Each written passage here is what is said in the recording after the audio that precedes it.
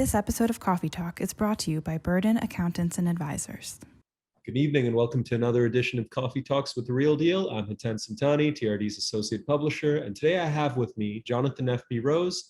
He's the founder and CEO of the Jonathan Rose Companies, a major affordable housing and mixed income developer in New York City and nationally. And he's also the author of The Well-Tempered City. So we're going to talk about some of his ideas for development, responsible development in a New York City post-pandemic. And we're also just going to riff about cities in general. So Jonathan, welcome. Thank you for being with The Real Deal.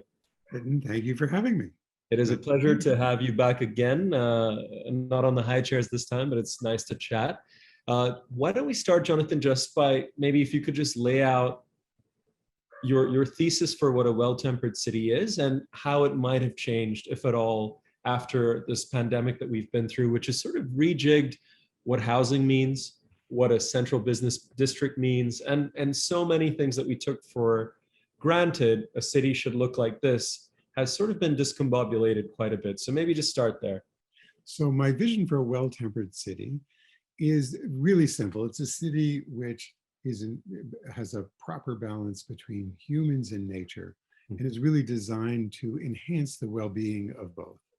And we live in a city that's an amazing city, but it's also a city of high stress, and for some for trauma, and some for lack of safety, and for some for anxiety, and for some for amazing opportunity, and for some for creativity, and it's all those things. So the question is, can we get that mix to be all the positive parts and none of the negative parts? And that would be a truly well-tempered city.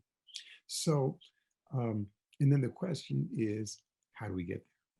So one of the things that I think is really essential is that we need a long-range plan. There is no way that going from city council to city council and mayor to mayor that we will ever create the transformation that we need. And the reason is because we need significant infrastructure investments. We need, in some ways, cultural shifts. We need to set priorities and hold them for generations.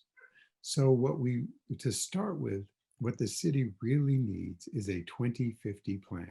Okay. We need a vision for what would be best for New York City in 2050. Now, what's interesting is starting in the mid-2019s, 20s, the mayor of Boston launched something called Boston Imagine 2030. So it was like 15 years away. And they built a really good community-based process. They got a lot of input, and they kind of laid out what in effect became a 10 or 12-year plan for what Boston should become. We need a 2030 plan, by the way. We need something that's relatively near term. But if we're really going to solve the issues of climate change and income inequality and biodiversity loss and racism and our educational gaps and public safety and all those things, they don't happen overnight. We need to deliver a lot of that by 2030. But so for example, Finland has the best school system in the world. Imagine if New York City had a school system as good as Finland's. We might not be able to get there in 10 years, but if we really committed to it, we could absolutely get there in 30 years. And this is a plan that would require, like, the plan's got to be resilient enough to adapt, adapt through administrations that might have different political leanings, through economic cycles as well, right? You're talking about just some fundamentals that are in place. Right, but it starts with a vision. Again, like just say we want to be the best school system in the world. We're not going to be that in 4 years. So it's a fake idea to say we're going to be it, but we could really, really be it in 30 years or maybe 20 years or maybe even 15 years if we set it as a goal and really put our minds to it. So that's why I want something longer term with very clear interim steps that we got to achieve. And but Jonathan, as a developer from a family of developers, you're almost programmed to think generationally, right? Yeah. Most elements of the city don't necessarily go that way, right? Most people who are in the business of doing anything in the city are not thinking in that way. So how do you reconcile your generational timeline as a builder, as a New York City sort of dynasty, right, and people who are not necessarily programmed like that? So that's the responsibility of responsible leadership. So I would hope that our next mayor would say, okay, so let's put another part into this, which is there's a phrase called VUCA, which stands for volatility, uncertainty, complexity, and ambiguity. Mhm. We are entering into a much more volatile age. We know this from climate change. We're going to have more sandies, and sea level is definitely rising. We know this from the economy is going to be more volatile. We know that that automation is taking over and more jobs. And so we're going to have to really think about how we reskill our people and what is the role of our people in a future economy. All these things are very seeable. We know they're coming. I was involved with the Koch administration. And I remember in 1986, actually remember even post that in the Giuliani administration, they said, we have 356 miles of coastline. It's just so much we can't even deal with it. Mhm. Look at the transformation that has taken place on on Manhattan's west side, starting from the Battery and working its way up in terms of parks, bit by bit. But it was because there was a coherent 20-year vision that got articulated. Look at Brooklyn Bridge Park, et cetera. These things, so we in the city have benefited from people having a longer vision and putting the effort piece by piece, administration after administration, to build it out. So imagine if we applied that vision to every aspect of the city. It's to everybody's benefit. We lack coherence in New York now. We have all kinds of conflicting agendas. But you would think that an agenda like having an amazing school system, like having a way, a vision of employment that gave everybody meaningful work and a fair wage so they had a livable society, having enough affordable housing, having a really clean environment, preparing for climate change and being climate resilient, having access to parks and open space, distributed health, a real quality of life and well-being, safety, lack of stress. You'd think that everybody could agree to those. And then we could figure out how we're going to get there together. And so that would be my vision. That is my vision for a well-tempered city and the process to achieve it. I'm going to tell you two more things. But I want to get to, I want to take that and see how that might have changed after this pandemic that we've been through. Has there been any fundamental change in how you assume a city should work and how others assume a city should work and be built? No. So, well, two things. I'll tell you what's changed and what hasn't. So that vision for me, I've had that vision for a long time. That's my vision. Well, my vision is that we need to have a collective vision. Okay, so now what COVID revealed for us was this category of humans that we now call essential workers. So there's hundreds of thousands, maybe 1 million people who are really essential workers, maybe more. There are school teachers, our daycare workers, our home health aides. So having recognized now how essential these people are to the health of the city and our own personal health and well-being, I think we need to think about how we make this a city that works for them. So I have a paradigm that came to me.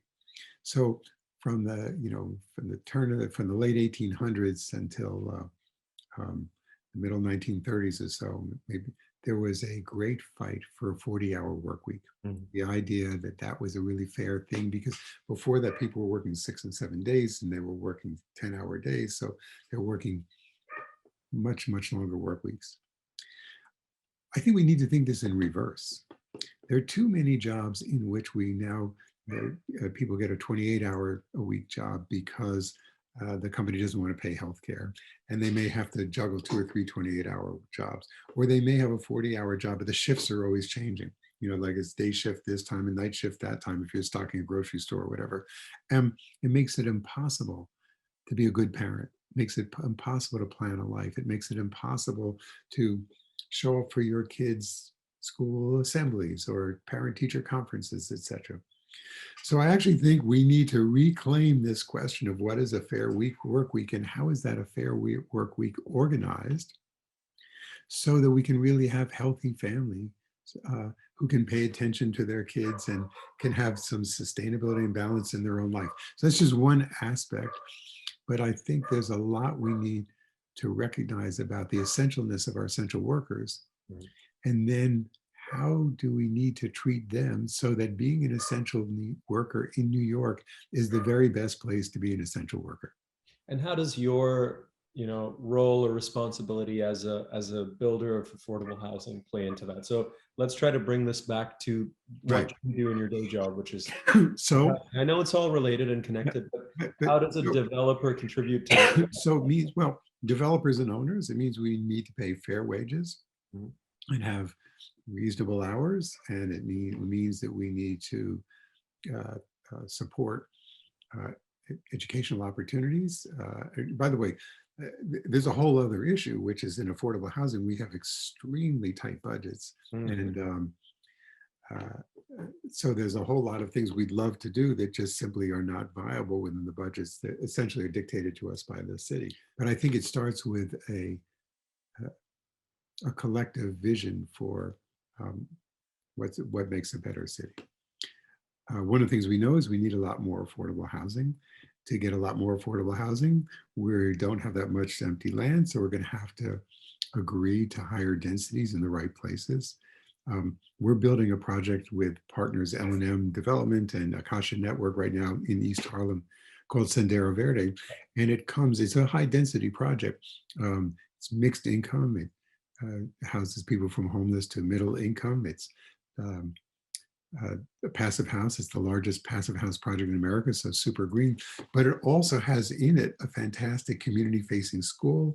It has run by the Harlem Children's Zone. It has Union Settlement House, which is providing amazing social services for residents and after-school programs for kids, and a whole bunch of the things we're advocating for, not only for our residents, but for the larger community. So as we think about new development, we need to think about how do they fill all the potential needs of a community and not just one of them. I was speaking with John Mandag from the Urban Green Council. He might be someone you're familiar with because he talks about some of the ideas that you bring up as well. And he had said something interesting to me, which he said, climate change isn't just climate change is also fundamentally an equity issue. Right.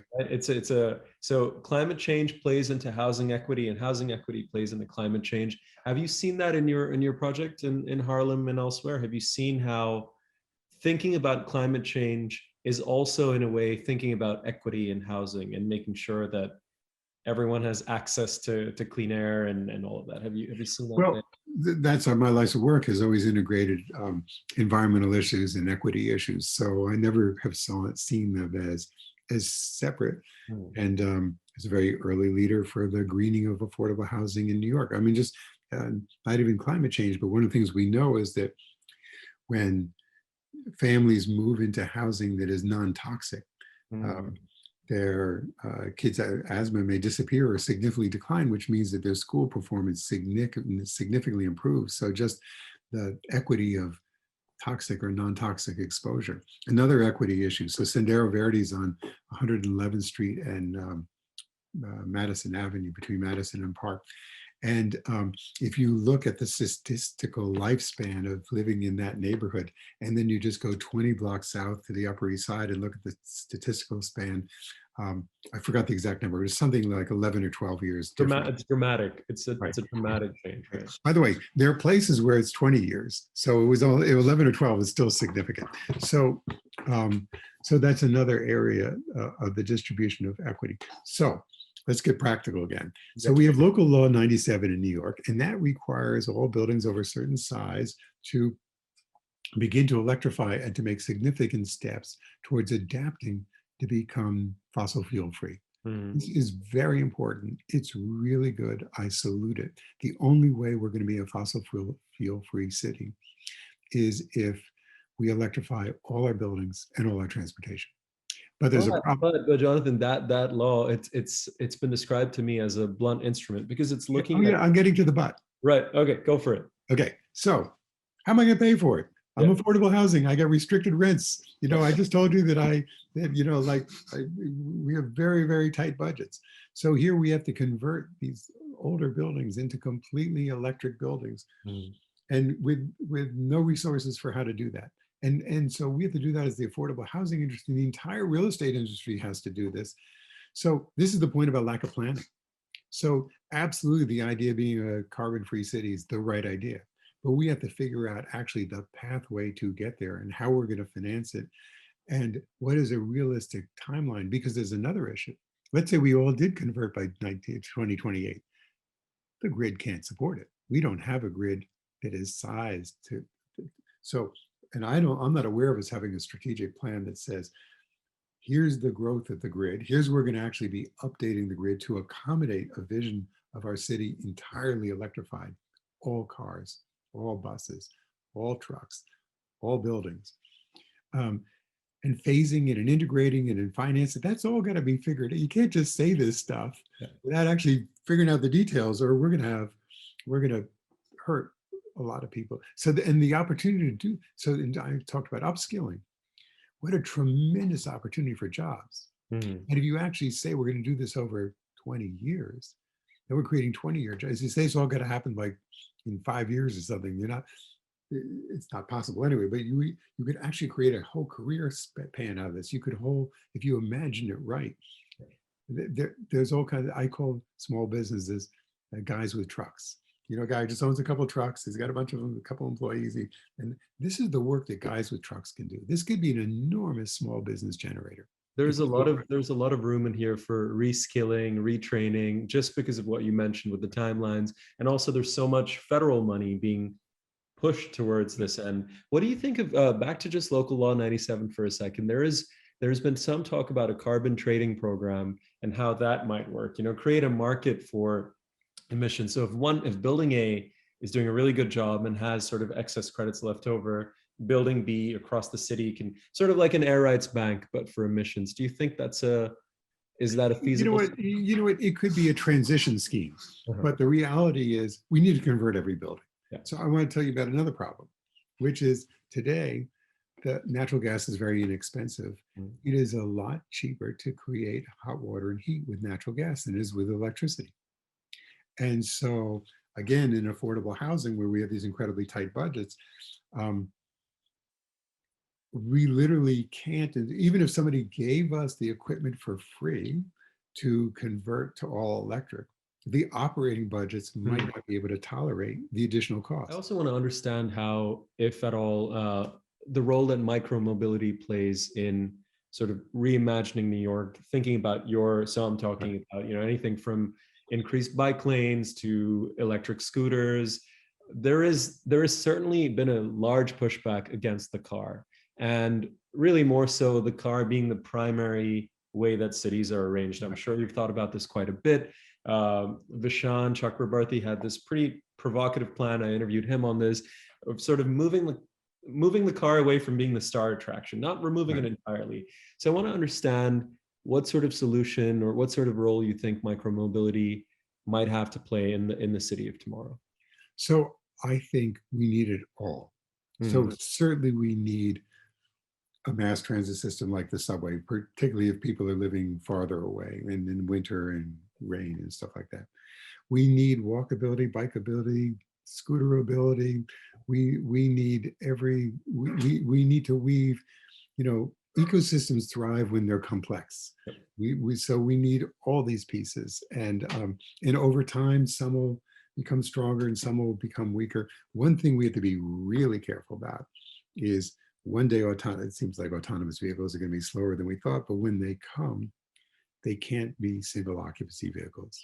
The other thing is that are coming back in lots of other cities around the world and in America are streetcars. There's the plan for I think it's the UX line or something that goes to Brooklyn and Queens. So I think it's a great idea. So I think, not all of New York is Manhattan or downtown Brooklyn or, Queens Plaza. So but Jonathan, are we coming, 30, 50 years later, is the best we can do a streetcar? I used to live in Toronto where streetcars are very prevalent. Is there nothing, there's no evolution of that? Wait. Okay, so it's not a question of is it the best we can do. It's the all we can do. So we need, we need multiple modes of transportation. We need multiple solutions. And we need to make sure they're all interconnected and that they all work together. Another thing that COVID really revealed, we knew it before, but really underscored, was the importance of digital access and how eliminating the digital divide for all people. And that doesn't just mean having internet service. It means having sufficient computers, like one in a house may not work if you got 3 kids who are in school. It means having the software, having the training. It's having part of a digital culture. It's a full spectrum issue. It's not just about internet access.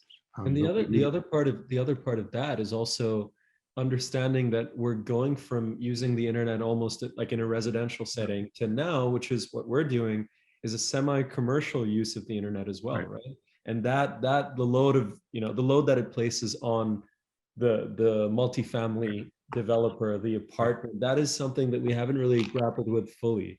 So the home really has gone from being almost entirely a residential place to now semi-commercial. And you can look at water usage, you can look at internet usage. The load on what you guys are building is quite different. And that must be quite intimidating in a way. Not at all. So I'm going to take you. So the very first project that I developed myself was in 1979. It was the redevelopment of an old loft building in Tribeca called the American Thread Building. Okay. And it was conceived of as the future of live work. So there was a series of lofts that were designed for comfortable living, yet they all had workspace. Some of them were duplexes with a workspace, like a home office or an office and a live space above. Some were divided, they naturally divided. It was the first building in the world that came with internet access in every unit. So back then, 79, before the PC was invented, I understood that we were going to be living in a digital realm. So every unit came with an Apple II computer, a 300 baud modem, and which is then the fastest modem you can get, and in access to one of the first ISPs around called the Source. So the point was, and those designs work today. I mean, thinking about how you design a unit, a home to be a live-work environment. As I said, it's not just that I did it, it was doable long ago. We just have to decide to do it. Now, the other lesson that comes out of COVID is that many people moved in with their parents. And one of the great benefits of it was that the grandparents took care of the grandkids. And that then allowed the parents to work. So for 10,000 years, we had a human civilization that worked that way. And for 100 years, we had a human civilization that didn't work that way. And so the idea of senior housing is only about 100 years old, because before that, seniors lived with their families. So it solves all kinds of problems when you have multi-generational housing. So, and that is something that we do need a new model for. How do you create? So I've thought of it as like, can you have adjacent apartments with the equivalent of like a hotel door in between? So you can separate but be together. But so, and remember earlier I mentioned the essential workers and the multiple shifts and stuff, but at least if you had your the grandparents were there taking care of the kids while you were off doing a night shift or whatever, that would make, that would also help take care. There are many in my generation who are taking care of elderly parents who are now in decline. And so multi-generational housing would help solve in many levels of issues. The other idea from outside the city that we're seeing gaining currency around the world came from Paris, and is called the 15-minute city. Yep. So this is an idea that you really look at every community, and I think so I happen to be advising the government of Bhutan on its urban issues. Yeah. And one of the things that they know, so they did a total lockdown to prevent COVID from spreading. Just for our viewers who might not, Bhutan is probably considered the greenest country in the world, right? It is one of the few countries that has close to zero, if it's net positive. Net positive, yeah, correct. It's quite incredible, that country, with what they're doing. So all their electricity is made with hydropower. Yeah. They use 20% of it. They sell 80% of it to India. And then they use that money. Some of it pays debt service on the hydropower system, but then the balance pays for free health and education to be spread throughout the entire country.